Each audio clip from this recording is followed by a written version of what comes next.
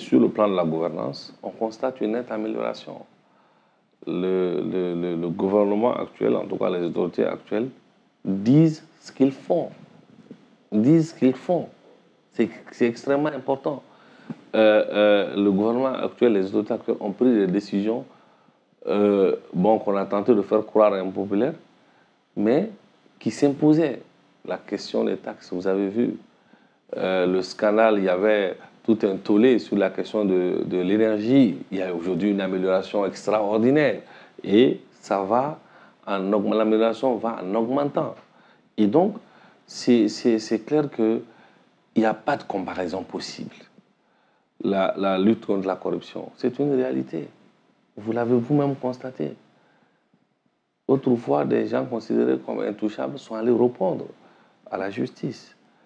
Il y a des procès, il y a eu des jugements.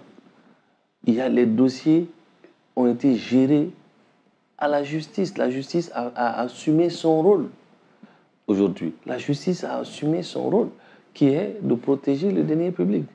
Donc, sur le plan de la gouvernance, la lutte contre la corruption n'a jamais été une réalité comme sur cette transition.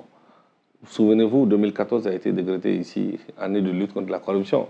Curieusement, c'est l'année où on a connu le plus grand scandale. Et au Mali, rien ne peut se cacher.